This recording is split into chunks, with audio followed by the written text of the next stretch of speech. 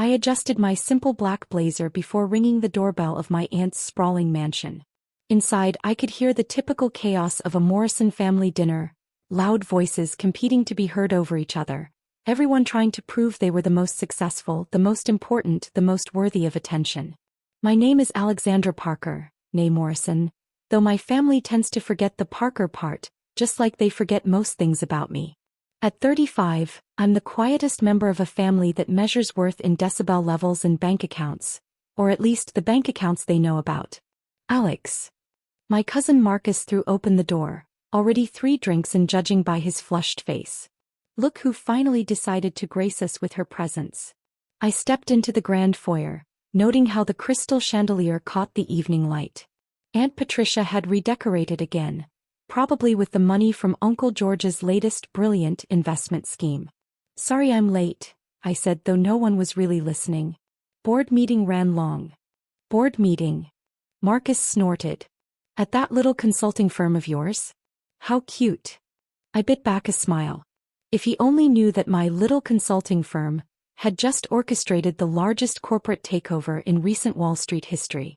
But then keeping secrets was what I did best, both professionally and personally. The dining room was a scene of carefully orchestrated chaos. Aunt Patricia had arranged everyone according to her perception of their importance.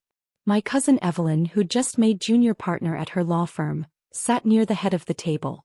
Her husband James, a mid-level investment banker who loved to talk about major deals that wouldn't even register as rounding errors in my world, was holding court with Uncle George. Alexandra. My mother's voice carried across the room, sharp with disapproval. You're late, and what are you wearing? I glanced down at my outfit, a perfectly tailored Chanel suit that probably cost more than most of their monthly salaries. But of course she couldn't see the designer label, just like she couldn't see most things about my life. Hello, Mother. I took my assigned seat, near the kitchen door naturally. How are you? She was already turning away, more interested in Evelyn's story about her latest courtroom victory. Something about a $2 million settlement that had everyone oohing and awing. I suppressed a laugh, thinking about the $4 billion deal I'd closed before lunch. So, Alex, Marcus leaned across the table, wine sloshing dangerously in his glass. Still doing that weird business consulting thing? What do you even do all day? Before I could answer, his wife Victoria chimed in. Oh, leave her alone, Marcus. Not everyone can be as successful as you. Someone has to do the small jobs. Marcus preened at the compliment. He'd recently been promoted to regional sales manager at his father's company, a position that had nothing to do with nepotism, I'm sure. I keep busy, I said mildly, taking a sip of water.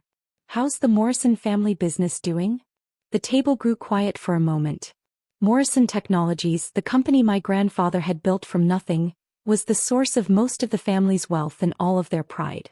Uncle George had taken over as CEO after Grandpa died, though his leadership style could best be described as coasting on past success. We're expanding. Uncle George boomed from the head of the table. Just signed a major deal with overseas investors. Going to take the company global. I nodded, knowing exactly what deal he was talking about. I'd read the terms. They were atrocious, practically giving away controlling interest for a fraction of the company's worth. But then that was why I'd set the whole thing up in the first place. That's wonderful, I murmured. International expansion can be quite challenging. What would you know about it? Evelyn laughed. Your biggest client is probably some local coffee shop. If she only knew that her precious law firm was currently handling paperwork for one of my shell companies. I'd sat in on 3 meetings with her senior partners last week, though they hadn't known who I really was. Nobody ever did. The dinner continued in its usual pattern, everyone taking turns bragging about their achievements while subtly, or not so subtly, putting others down. My mother kept shooting disapproving glances at my empty ring finger. At 35, I was the only single person at the table, another black mark against me in the family ledger. Did you hear about the Watson merger? James was saying, puffing up with self-importance. Biggest deal of the year. My firm handled some of the preliminary paperwork. I nearly choked on my wine. The Watson merger was my deal. Every aspect of it had been orchestrated by my firm, Parker Global Strategy. James's preliminary paperwork was probably making photocopies. Speaking of mergers, Uncle George cut in. "We're about to announce something big at Morrison Tech. Can't say too much, but let's just say we're joining forces with some very important people." "The Singapore Investment Group?" I asked innocently. The color drained from his face. "How did you?" "Oh, I read about it somewhere." I waved vaguely. "Business news, you know." "It hasn't been announced yet," he said sharply. "That information is confidential." I shrugged, turning back to my salad. Let him worry about that for a while. "Enough business talk," Aunt Patricia declared. "Alexandra, isn't it time you thought about settling down? That nice Anderson boy from church is single again." "I'm focusing on my career right now," I said, the same answer I'd been giving for years. "What career?" Marcus snorted. "What do you even do all day?" Seriously, I've never understood what a business consultant actually does. The whole table was looking at me now, amused smiles playing on their faces. They'd never bothered to ask about my work before, always assuming it was something small and insignificant. "Would you like me to explain it?" I asked, setting down my fork. "Oh, this should be good," Victoria Stage whispered to Evelyn. I opened my mouth to respond, but just then my phone buzzed. The caller ID made me smile. Perfect timing as always. "Excuse me," I said, standing up. "I need to take this." "Really, Alexandra?" My mother sighed. "It's rude to take calls during dinner." I put the phone on speaker, something I'd never normally do, but tonight was special. "Yes, Sarah." My assistant's crisp voice filled the dining room. "Ms. Parker, I have the final paperwork for the Morrison family buyout. Shall we proceed with the hostile takeover as planned?" The silence that fell over the table was absolute. Uncle George's fork clattered to his plate. "What did she just say?" he whispered. I smiled, finally ready to drop the mask I'd worn for so long. "About that global expansion plan of yours, Uncle George." I began, watching their faces as realization slowly dawned. "We need to talk." The chaos that erupted after my assistant's call was exactly what I'd expected from a family that had always valued appearance over substance. "This is impossible." Uncle George stood up so quickly his chair toppled backward. "You can't. You don't have the resources to buy Morrison Technologies?" I smiled, pulling out my tablet. "Would you like to see the paperwork? Or perhaps the proof of funds? I have it all right here." "I don't understand," my mother whispered, her face pale. "Your little consulting business." "Parker Global Strategy," I corrected her. "Currently the largest private equity firm in Manhattan. Though you'd know that if you'd ever bothered to ask what I actually do." Marcus, who'd been loudly mocking my career just minutes ago, looked like he might be sick. But you're just what, cousin?" I raised an eyebrow. "Just the family nobody? The quiet one? The one who wasn't worth paying attention to." Evelyn, ever the lawyer, was already pulling out her phone. "This has to be some kind of joke. I would have heard about this. My firm handles major acquisitions." "Oh, they do," I agreed. "In fact, your firm has been working on this deal for months. You just didn't know it was mine. Remember Harrison Holdings? That's one of my shell companies." Her mouth fell open. She'd been bragging earlier about landing Harrison Holdings as a client. "Sarah," I spoke into my phone, which was still on speaker. "Please send over the complete acquisition package." "Right away, Ms. Parker." "And shall I inform the board members they can proceed with tomorrow's announcement?" "Yes, thank you." I ended the call and looked around the table. "You see, while you've all been busy announcing your major deals and promoting each other at the family company, I've been quietly building something bigger.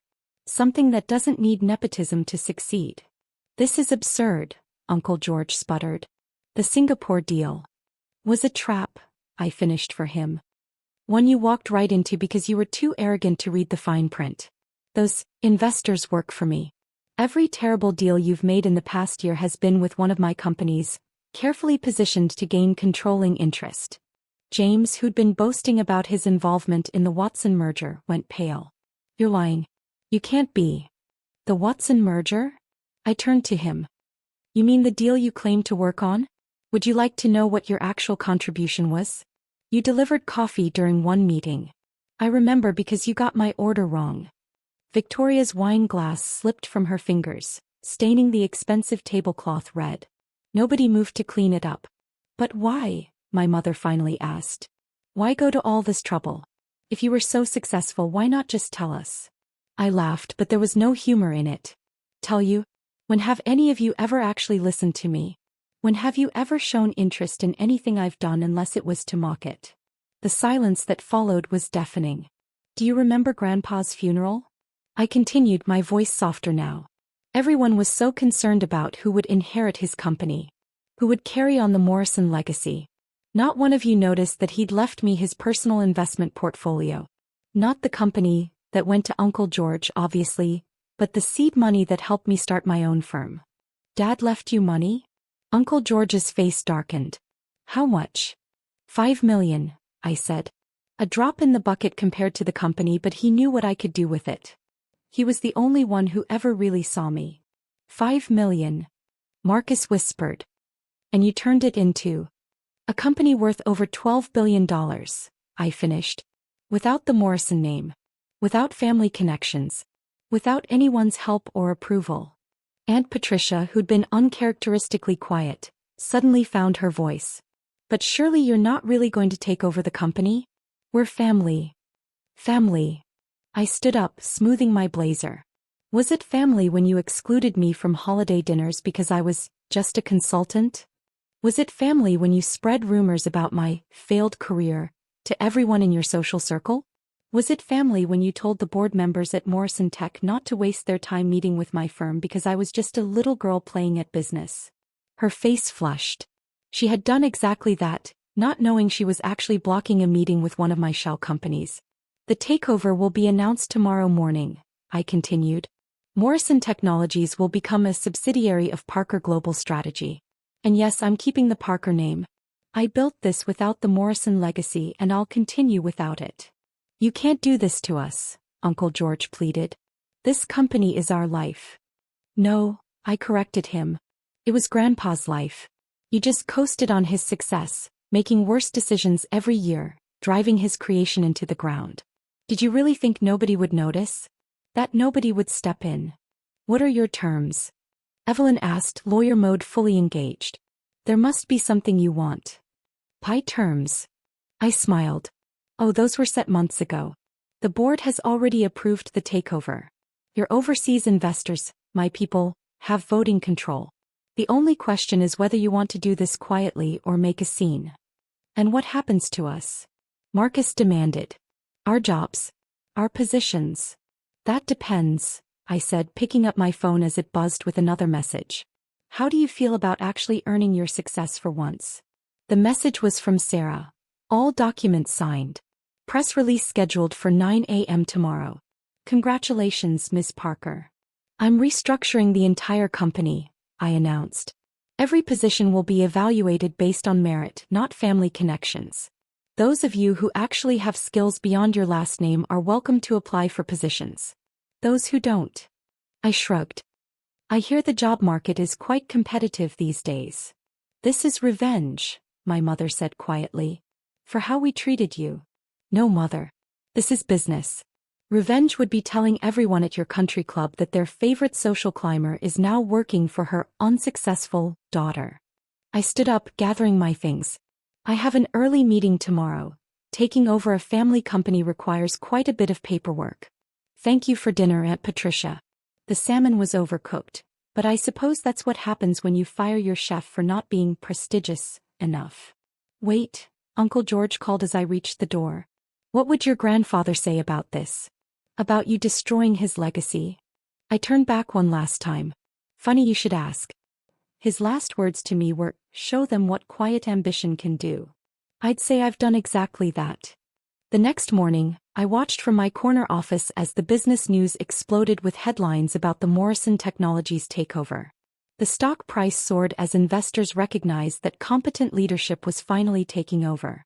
My phone buzzed constantly with messages from family members, alternating between threats and pleas, with the occasional attempt at manipulation.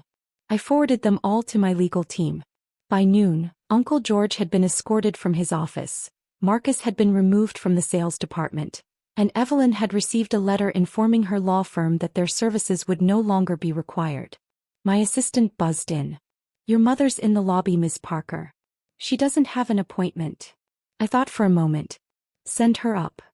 She entered hesitantly, looking small in my massive office with its view of Central Park. Nice office, she said quietly. Much bigger than your father's old one. That's because I earned it, I replied. What do you want, mother? To understand, she said, sinking into one of my visitor chairs. How did we not see it? How did we miss who you really were? You saw what you wanted to see, I said simply. The quiet daughter. The one who didn't fight for attention. The one who didn't need to be noticed. And now you own our company. No, I corrected her. I own my company. Morrison Technologies is just another acquisition. One that I'll fix, rebuild, and make profitable again, not for the family name but because that's what I do. She nodded slowly, understanding finally dawning in her eyes. You really don't need us anymore, do you? I never did, I said softly. That was what you never understood. Success doesn't have to be loud. Power doesn't have to be obvious. And family should be about more than just business connections. She stood up, smoothing her dress with shaking hands. Will we still see you at family dinners? I smiled, but it wasn't entirely unkind. I don't know, mother. Will you finally be interested in hearing about what I do all day? As she left, I turned to look out over the city, my city in many ways. Tomorrow I would begin the work of rebuilding Morrison Technologies, transforming it from a family legacy into a true corporate powerhouse. And if my relatives wanted to be part of it, well, they'd have to learn what I'd known all along. That true success isn't about who you know or what name you carry. It's about what you build when no one's watching. And I'd built something they could never take away, not with their connections, their name, or their belated recognition of my worth. I'd built an empire. Quietly. Patiently. Perfectly. Just like Grandpa taught me.